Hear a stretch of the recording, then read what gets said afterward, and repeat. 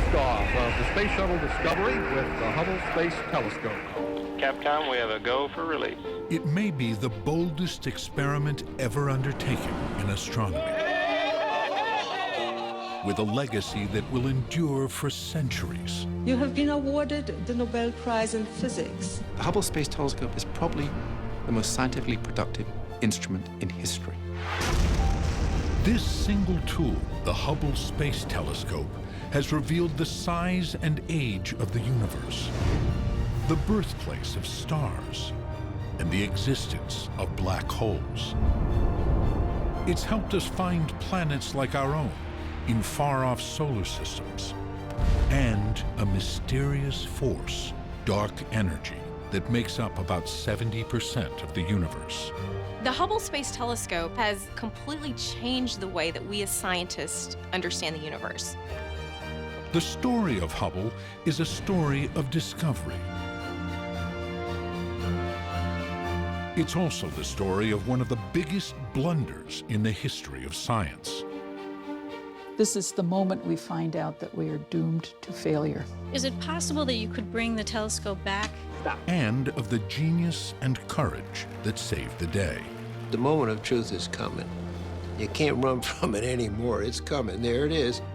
Now, on Hubble's 25th anniversary, NOVA tells the remarkable tale of how this magnificent machine was built, how it has solved some of our most enduring mysteries, and how it is showing us a universe as beautiful as it is astonishing. Invisible Universe Revealed, right now on NOVA.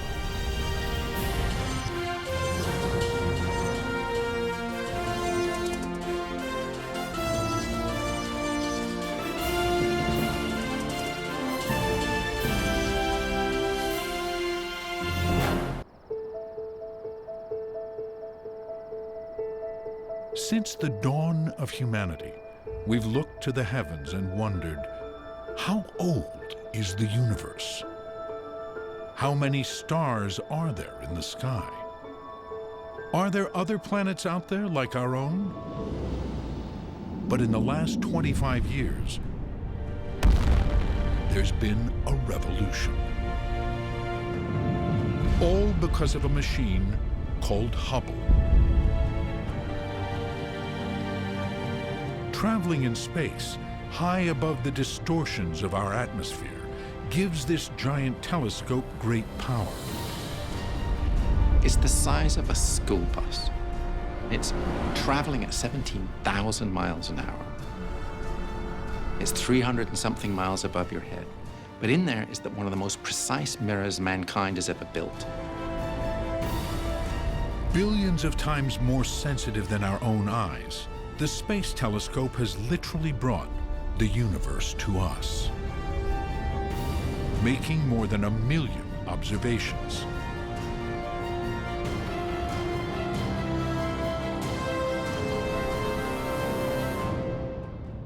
One legendary image is called the Pillars of Creation. It's a giant plume of gas and dust where stars are born. Our own sun probably formed in a place like this. The whole region is something like 400 trillion miles. So it's massive, it's huge. But still within the context of our own Milky Way, it's just one little part. Hubble has also captured pictures of places where stars die. These are planetary nebulae, remnants of expiring stars. They look like artworks in the heavens.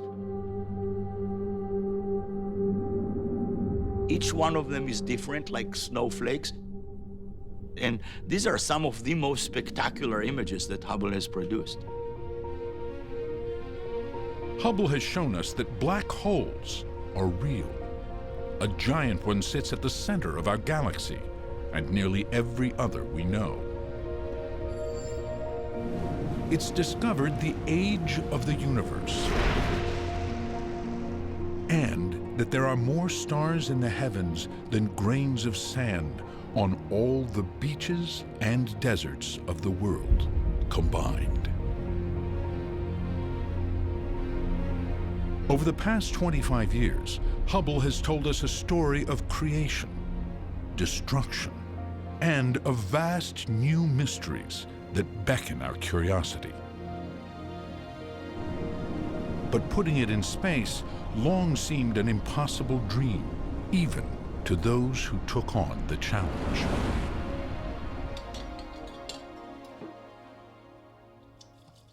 I started out in optical astronomy and spectroscopy. But as a woman in my generation, I could not get tenure at a research institution. In 1959, when NASA was formed, one of the men there asked me if I knew anyone who would like to set up a program in space astronomy.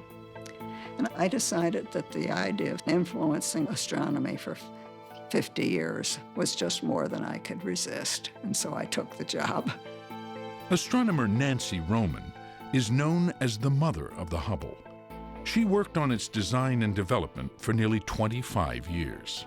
If I brought anything to it, it was perseverance and belief that it was possible. The idea of a space telescope was first seriously proposed in 1946 by Princeton scientist Lyman Spitzer. He was the scientific visionary, and Roman was the force that pushed this vision forward, decades before the technology was up to the task.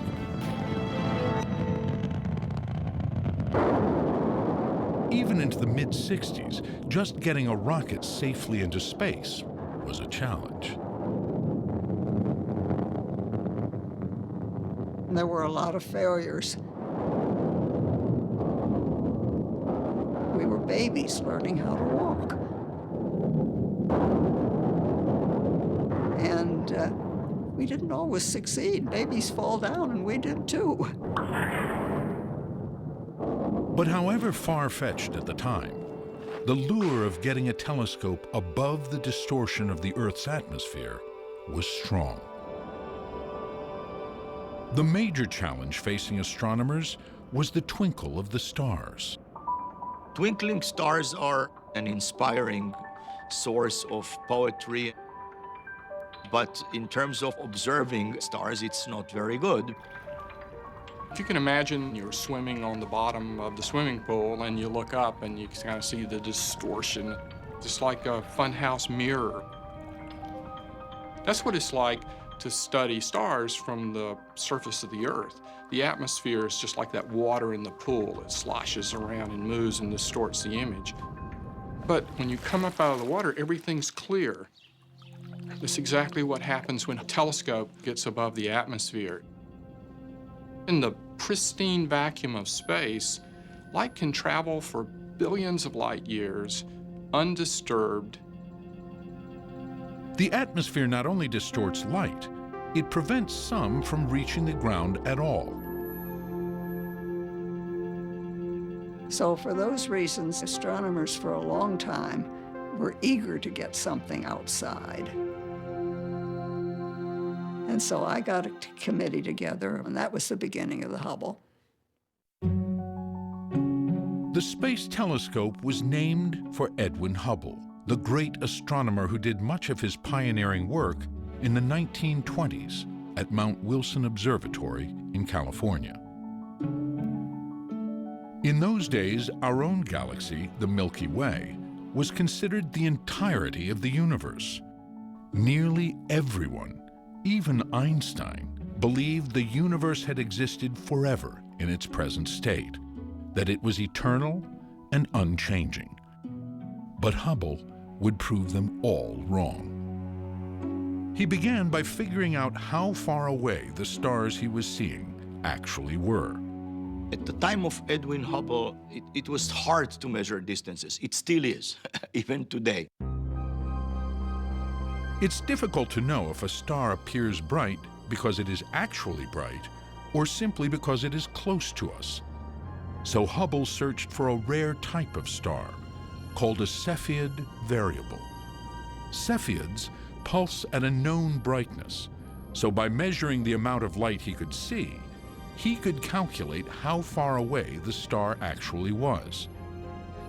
In October 1923, Hubble found a Cepheid in a gaseous cluster of stars then called the Andromeda Nebula. It yielded a shocking discovery. And when he actually did the calculations, he discovered Andromeda was roughly 1 million light years away from us, which was outside our galaxy.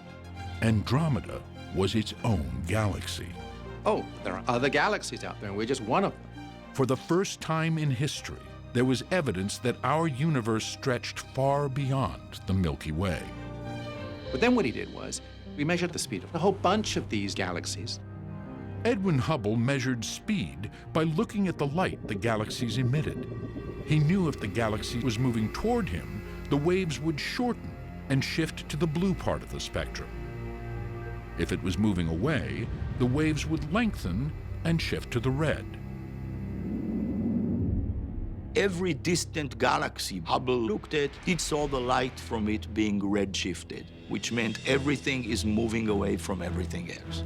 And he found the further away they were, the faster they were going. In fact, the universe itself was expanding, stretching the light from the galaxies. Edwin Hubble had changed our understanding of the cosmos forever. The whole universe was clearly expanding.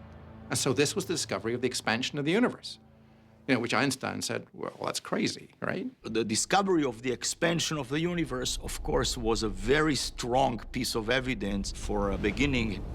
If everything is now expanding, you can run this backwards and see that everything should have started from a certain point or singularity, what we today call a Big Bang.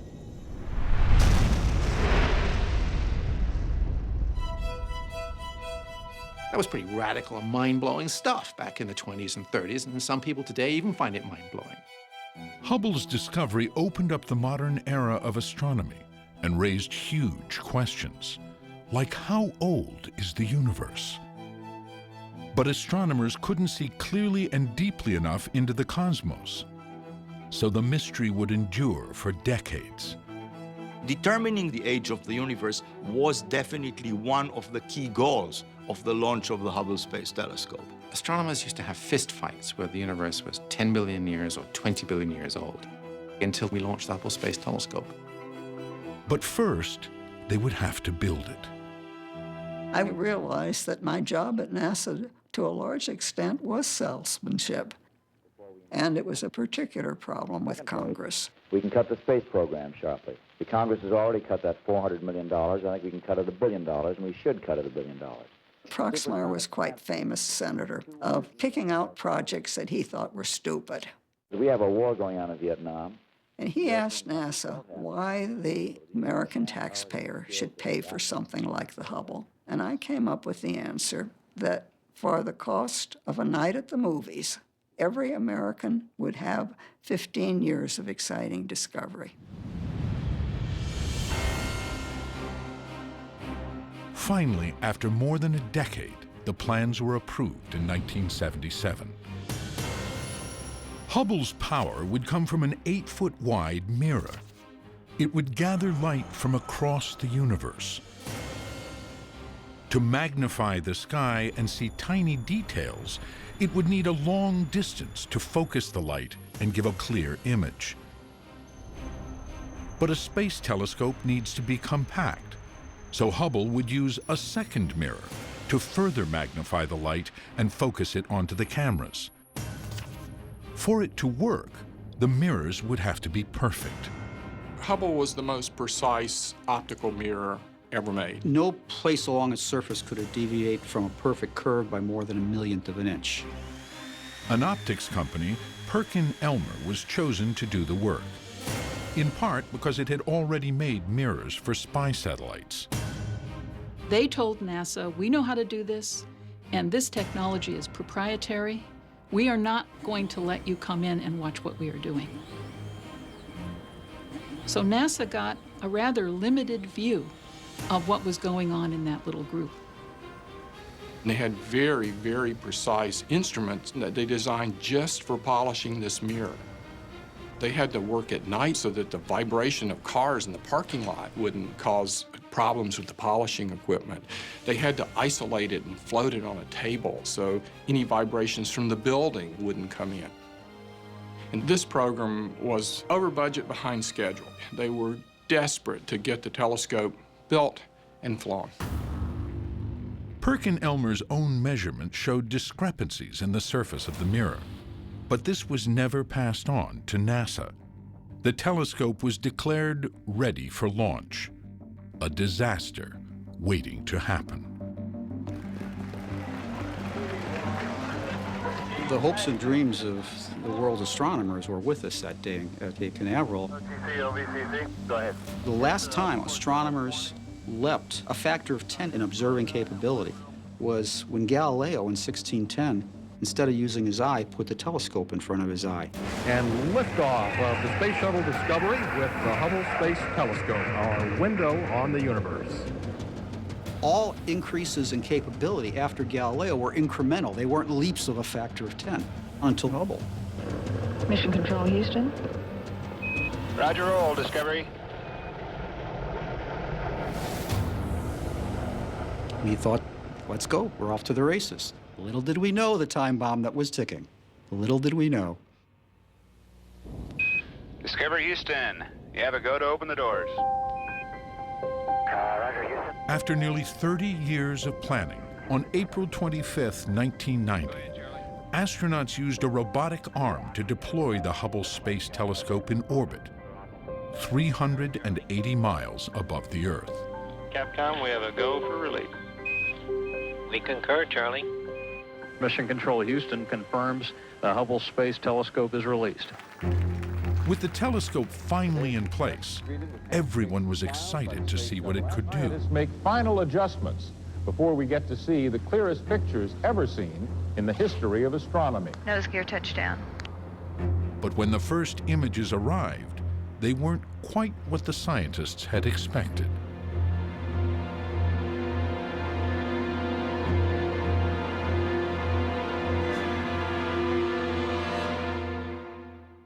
When they first saw these images, they just assumed the telescope wasn't in focus.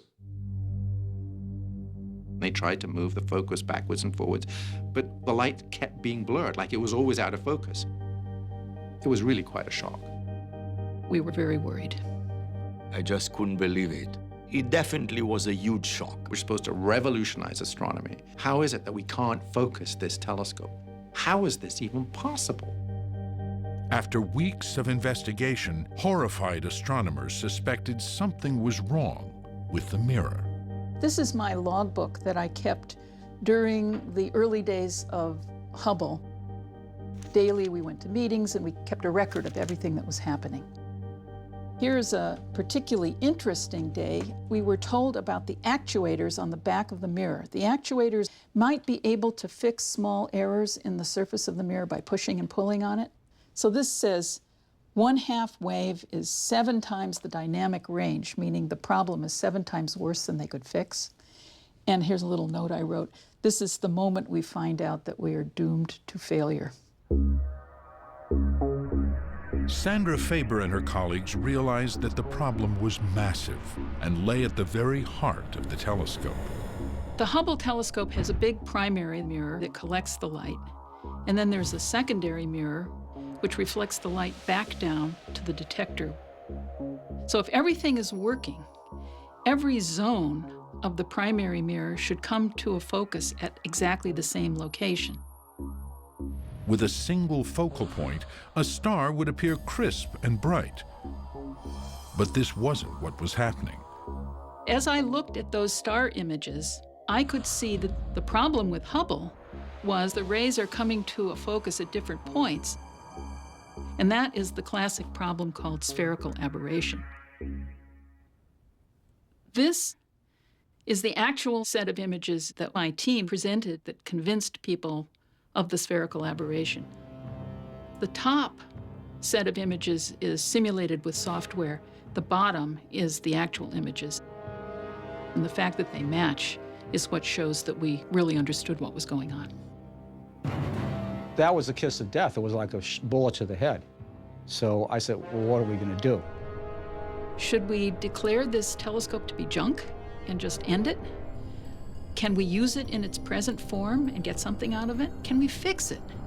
And all of those thoughts were running through people's minds in those fateful days after this discovery. Somehow the mirror had been polished too flat, and there might not be anything anyone could do to fix it. It was probably early June when people started saying the S word, spherical aberration. That led up to the infamous press conference that I'll never forget as long as I live. What might have made this happen? Do you know for sure that the aberration is in the primary mirror, the secondary mirror, both? Why wasn't it caught on the ground? That's correct. This was one of the most expensive science projects that NASA had ever undertaken, and it was a techno-turkey. Is it possible that you could bring the telescope back? It was an absolute disaster. And so it became life and death for NASA itself. It was the national joke. We went from being the heroes of the universe to the Mr. Magoo's, and being associated with the telescope was like difficult. A NASA board of inquiry searched for clues to what went wrong.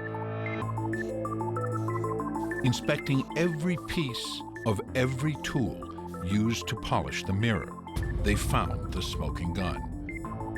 A few missing chips of paint.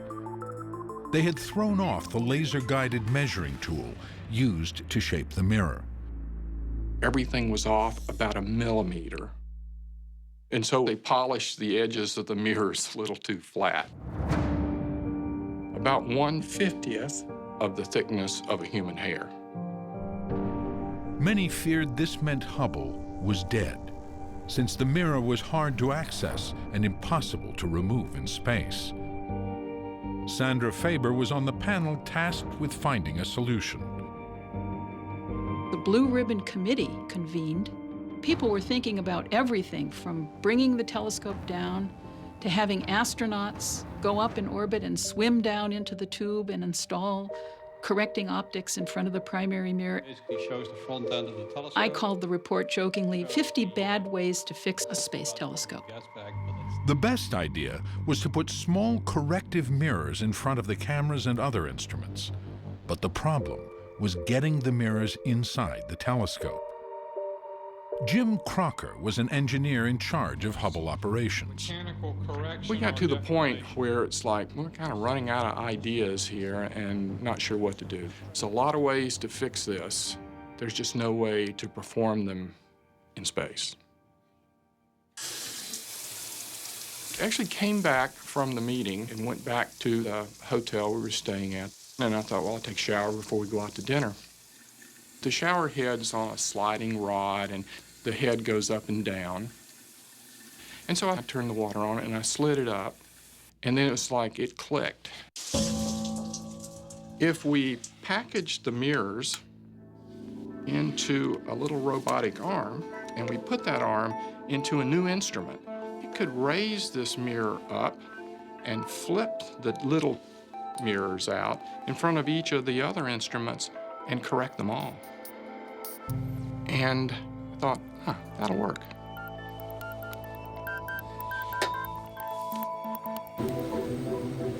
NASA agreed and immediately started work. Astronauts would install an instrument called COSTAR. Once in place, its 4 arms would flip out like the shower head and essentially give Hubble glasses. But no one had ever done anything remotely this intricate in space. And when I got a job, I didn't smile and I didn't celebrate anything. I says, here we go. And I'll do the best I can with this. I told NASA and I told the media, they're all saying we're going to fix it. And I told them, I don't know if we're going to fix it. Musgrave and a team of astronauts trained for 20 months preparing to fix Hubble. We choreographed this dance down to every finger and every toe. You know, a great ballerina, it's every finger and every toe. You can't have something messed up. You can't exactly mimic what you're going to do there. So in your imagination, you watch yourself work. Then it is practice so that you can pull it off when you have to. To simulate working in space, the astronauts spent 400 hours underwater, rehearsing on a mock-up of Hubble. I think the most incredible thing about this is that the astronauts were prepared to risk their lives to go and fix a scientific instrument.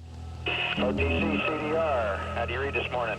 We know the shuttle was not a perfect machine. After all, there's been 2 disasters. This is shuttle launch control list. Out of 1 in 10 chance of dying. I don't like those odds. But it's not a matter of fear. You've decided ahead of time this is what you do in life. And we have liftoff. Liftoff of the Space Shuttle Endeavour on an ambitious mission to service the Hubble Space Telescope. In 8 minutes, they went from 0 to 17,500 miles an hour. Roger roll, Endeavour. It's rough. The vibrations are very rough. It's a butterfly bolting on a bullet, you know. That's what's going on.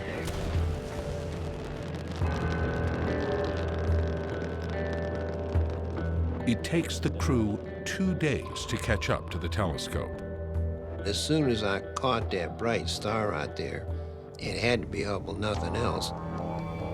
The moment of truth is coming. You can't run from it anymore. It's coming. There it is. Endeavour, the Keep Alive monitor is disabled, and you've got to go for capture. The crew will do 5 spacewalks, at the time, the most ever attempted on a single mission. Okay, visor dead required. On the 3rd walk, Musgrave and astronaut Jeffrey Hoffman need to replace Hubble's wide-field camera. It was designed to capture a broad range of light frequencies across a large area of the sky. Look at that baby. Beautiful, spanking new with. The most critical moment comes when Musgrave takes off the camera cover. As he removes it, he exposes the camera's delicate mirror. Gonna cock the release. Hold it down lower. Coming off, if you touch that mirror, it's over. One more time. If you touch that thing, every image that comes down from Hubble got your little fingerprint on it. And that's very bad form. Hold it down lower. No, we're doing real fine, okay? Scheduled to take more than 4 hours, the crew pulls off the meticulous repair in half the time. You've got about 2 feet to go. You're looking real good. Finally, the team turns its attention to CoStar. You're free of the rail. Astronaut Catherine Thornton pulls out an old instrument to make room for the new corrective mirrors packed inside a huge case. I can't see it anymore. Your call. Keep coming up. So you saw these massive, great sort of refrigerator-sized instruments that had to be maneuvered precisely in place. Let's say like we got left. Not much door. It became a real drama. You know, would they do it? Would they get it in? Get done. Completely close the doors now. Greg. After 2 hours, the instrument fits exactly as planned. We did our job. We were pretty happy with the job that we did. But even if, yes, we did the job perfect, I didn't know what the result would be. Sit down, Chris. Back on the ground, the room is packed as they prepare to receive the first images.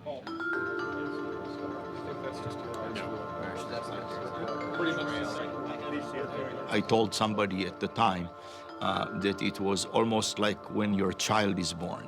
You know, you sort of think that everything is going to go right, but you really don't know. I'll never forget it. I mean, I'll remember the birth of my 2 kids and the night we saw the first image from Hubble. We're all huddled around the screen. And I'll never forget when that screen lit up and first appeared a little dot right in the center.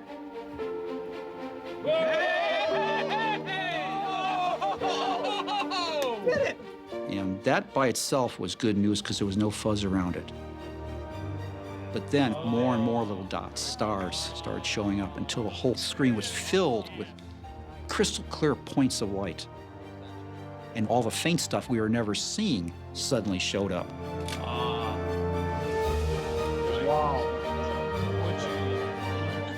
And we knew we had fixed Hubble.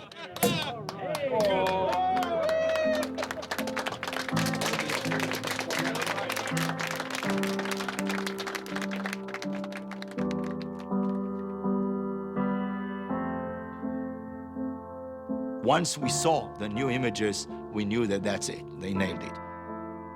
Astronomers leaped to their feet and applauded and cheered and whistled and hooted. It was unforgettable. It was a stunning success in the end. You know, the trouble with Hubble was over.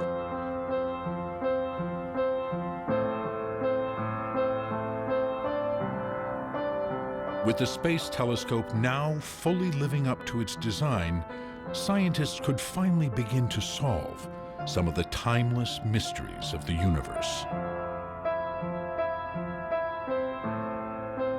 The solutions to many of these mysteries lie in the countless beautiful images Hubble has sent back, the most detailed ever taken of the heavens. You cannot help but be in awe when you look at Hubble images. In addition to these images being beautiful, they help us to answer the questions that humans have been asking for forever. Questions like, where do stars and planets come from? And this Hubble picture of the Orion Nebula gave us unprecedented insights. This particular image is so incredibly detailed. We can see stars forming. All of this background colorful structure is hydrogen gas. When gravity starts to take hold, the hydrogen atoms come together and undergo nuclear reaction. So they start to form a star. And so a lot of what you actually see in this image, all of these bright dots, are these things. They're newborn stars. This single image reveals 3,000 newborn stars. And it also showed astronomers something else they'd never seen before. If you zoom in and look really close, what you can see are these very cool little protoplanetary disks. So these are tiny little solar systems that are starting to form. Our own solar system was probably in a very similar state billions of years ago. So the sun and the earth and all the planets were contained inside this disk of dust. What Hubble did was it really opened the door for us to image these disks and be able to see them with our eyes. Hubble can see light up to 4 billion times fainter than the human eye. It can point to the most distant galaxies in the universe and stare at them continuously without moving while it's flying around the Earth at 17,000 miles an hour. This has allowed astronomers to solve another enduring mystery. How many stars are there in the universe? They did it by zooming in to a tiny patch of sky. We wanted to find out what happens if we just stare at a blank piece of sky. About the area you would see if you looked at the sky through a drinking straw. And so we stared at a single point in the sky, a blank point, for about 10 days. In this seemingly empty sliver of sky, Hubble revealed 10,000 points of light. Every point is another galaxy. Each one of those galaxies is a collection of about 100 billion stars like the sun. Every galaxy is made of stars, dust, and planets in solar systems like our own. And as you fly through the whole almost 12 billion years of cosmic history, you start to see galaxies change as you go deeper and deeper in. And right at the very end, you see these really sort of orange and red, fuzzy little blobs, which are the very earliest galaxies. In visible light, these are the deepest images of the universe. So, in a point on the sky, no bigger than a drinking straw, there are 10,000 galaxies. So it told us instantly there were 200 billion galaxies in the observable universe. Each galaxy has roughly 100 billion stars. You do the math, and it tells us how many stars there are in our observable universe. And it's 2 with 22 zeros after it.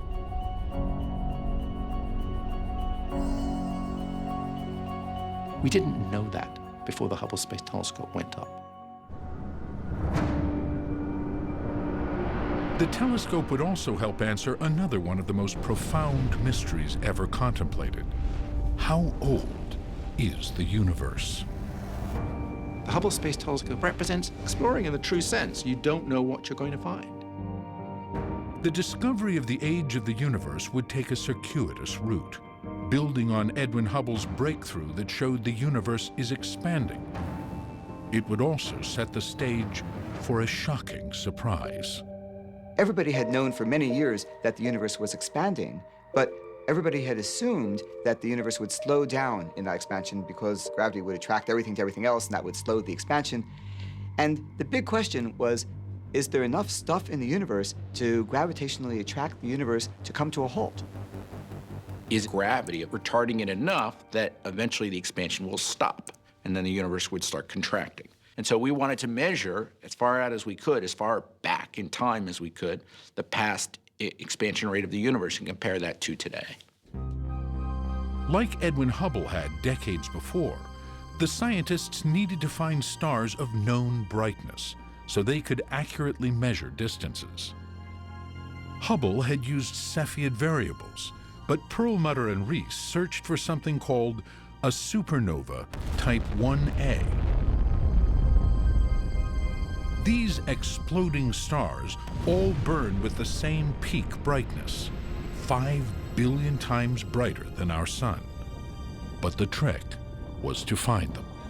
They really are rare. They only explode a couple times per millennium in a given galaxy of 100 billion stars. And for that matter, they don't give you any advance warning. You don't know when it's going to happen. And then once a supernova explodes, it brightens in a few weeks and it's faded away in a few months. But if you can observe some, 50,000 galaxies in the course of a night, and then if you can wait a few weeks and come back and observe the same 50,000 galaxies, now you have a reasonably good odds that new supernova will have exploded in some of those galaxies. The Hubble images made it possible to measure how far away the supernovae were, and how long it took their light to reach the Earth, even when they had exploded billions of years in the past.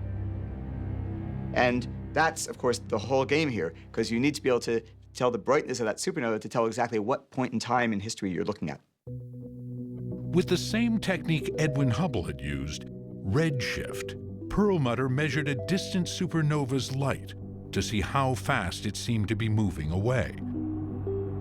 He expected to see that the expansion of the universe was slowing down, but he was in for a surprise.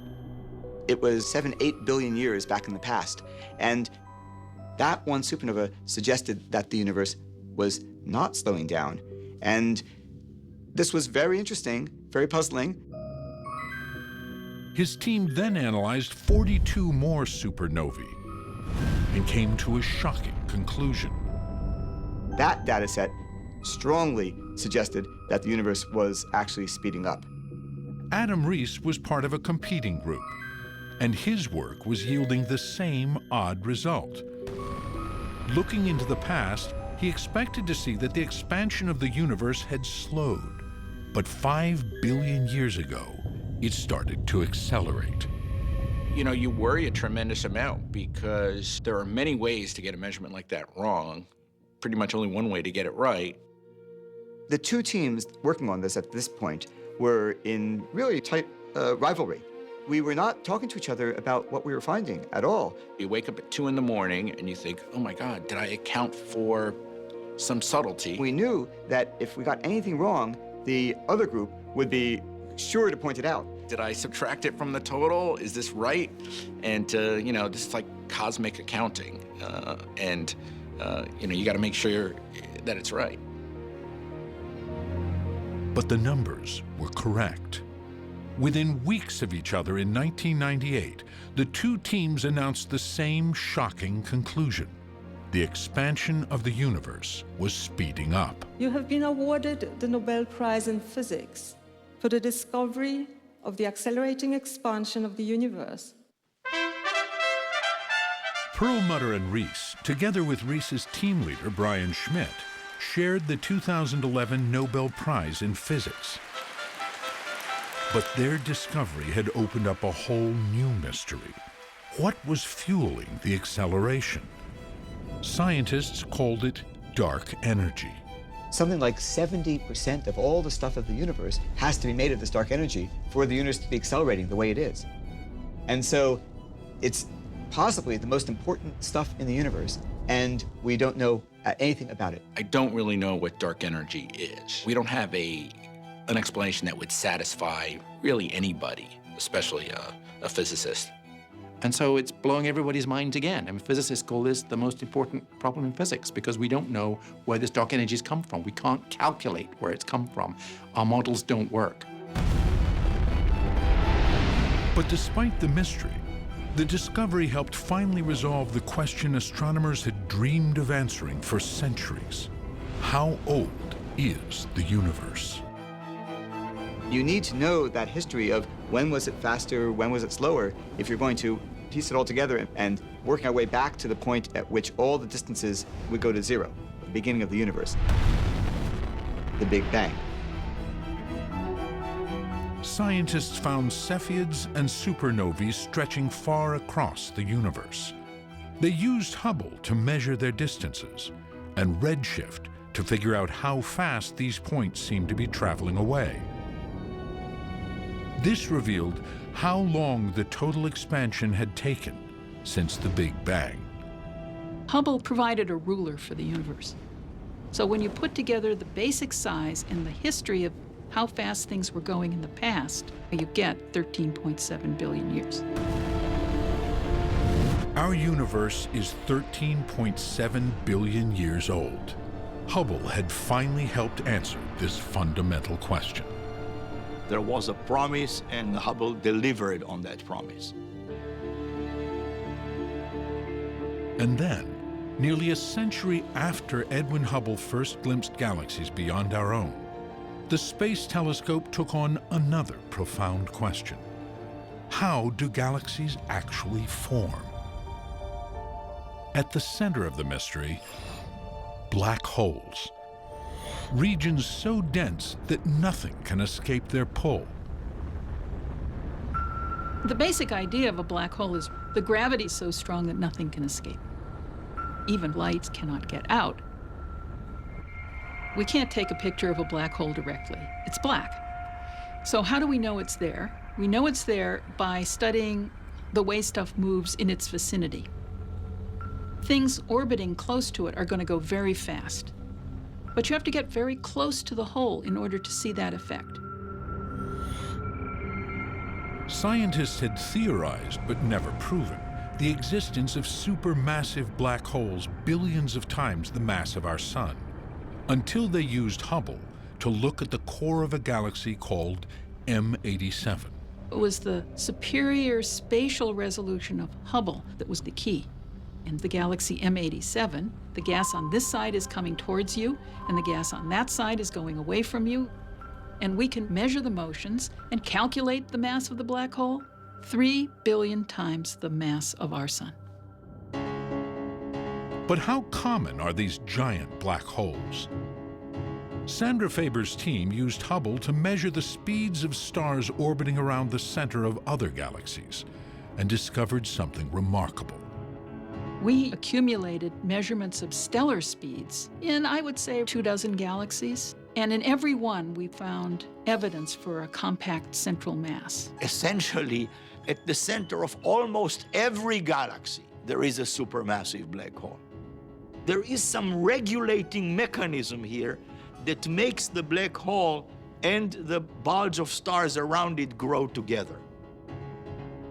So it is a chicken and egg problem in the sense that did the galaxy form first and then a black hole grew inside it, or did the black hole kind of seed the formation of the galaxy? And we're actually not sure what the answer to that is. The precise relationship between supermassive black holes and galaxies remains a mystery.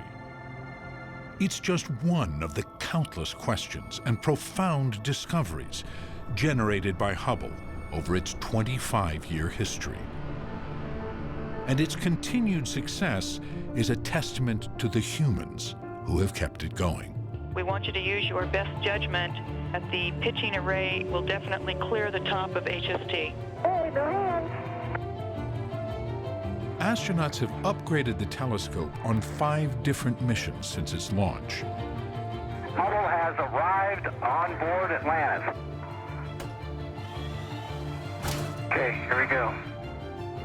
The last visit to Hubble was in 2009. Astronauts needed to replace the wide-field camera and install and repair spectrographs that could help peer into black holes and analyze the atmospheres of distant planets. As on past missions, ingenuity saves the day. That handrail is obstructing the attachment of the fastener capture plate. Astronaut Mike Massimino can't remove a handrail blocking his access to Hubble. We couldn't get inside the thing to do the repair. And I just felt terrible. This is going to be my contribution to astronomy, which is killing our opportunity to be able to analyze the atmospheres of planets. That darn handrail. I thought we were sunk, because I did not see any way we were going to fix this thing. And then engineers come up with a radical idea. Break off the handle. It's a risky approach. By yanking that thing off, by definition, we're going to have little shards of metal flying. So I put a lot of tape on that handrail and made sure that, you know, none of that stuff would get out. Houston, you ready for this? Yeah, we're ready. Okay, man, you have a go. Here we go.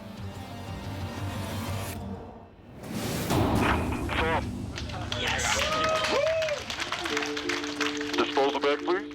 The handrail was out of the way. It wasn't going to be a problem anymore. I felt really happy that we got the job done and that we were leaving Hubble in good shape. Hubble is working right now, probably the best it has ever worked. It produces discoveries every day. The new instruments have allowed us to look deeper into the universe, revealing even more detail than before. This recent image of the Andromeda Galaxy is the highest resolution Hubble photo ever taken. More than 60,000 light-years across, it shows more than 100 million stars. And just this past year, a spectrograph installed on Massimino's mission analyzed the light filtering through the atmosphere of a planet 729 trillion miles from our own, and found water. We absolutely couldn't have done this work without Hubble. It's a remarkable contribution for a 25-year-old machine. Every one of the science instruments were eventually replaced. You don't have any of the original ones left. And that's why it's still doing its job 25 years later. We don't warranty the labor. I'm not sure about the parts. You got to check with NASA. But I think it's going to be going for a long time. But with the space shuttle decommissioned in 2011, there's no way to reach Hubble. And the telescope's days are numbered. And John, this is like spacewalk number 714? Six. Okay, great. Astronaut John Grunsfeld visited Hubble 3 times, more than anyone else, Ready, John. and was the last human to touch the telescope in 2009. We'd finished all of the work that we had planned, and I was in my spacesuit, getting ready to come back into the airlock, and gave Hubble, one last tap to say goodbye. And I just felt incredibly happy that we'd had this amazing ride. I watched it disappear off into the distance, and I knew I would never see Hubble again. But we'd accomplished so much; it was just a matter of joy.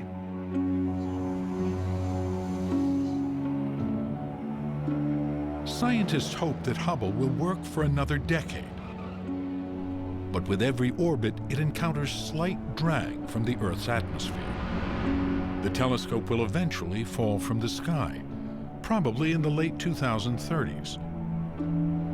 Most of Hubble will burn up, but the mirror will likely survive re-entry. So NASA may send up a robot with a small rocket to help guide it safely into the ocean. One of the requirements for the mission that we flew in 2009 was to install an adapter on the bottom of the Hubble Space Telescope so that a future mission could dock with it so that at the end of Hubble's life, we could send it into the atmosphere so that it would re-enter over a known place on Earth. But before Hubble deorbits, NASA is planning to launch an even larger telescope called the James Webb. It has a foldable mirror 3 times larger than Hubble's and will be sent to an orbit beyond the moon.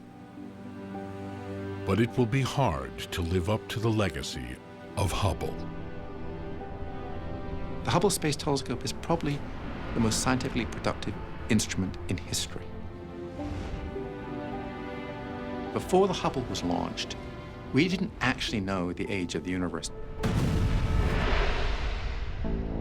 The Hubble just sorted that question out bang. We had never seen black holes before. After Hubble, we know that every single galaxy has a black hole. We knew that when stars finish their life scale, they form planetary nebulae. Hubble just cataloged every single type of planetary nebulae, and then it caught supernovae blowing up. We had no idea the universe was filled with dark energy. We didn't even know that was possible. We've seen into the depths where stars are formed. We can actually see the formation of planetary systems. We knew that theoretically. We can now see all of that stuff. Just tick off all of those discoveries, and our whole worldview has just changed. The human desire is to find out who we are. Are we alone? Where did we come from? How did we get here? These questions probably will outlive all of us.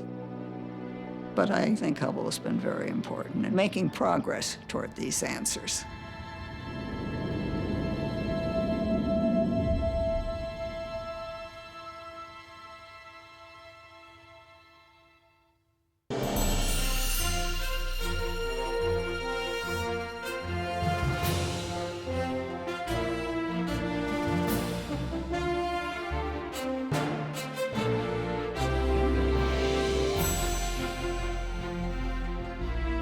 This NOVA program is available on DVD.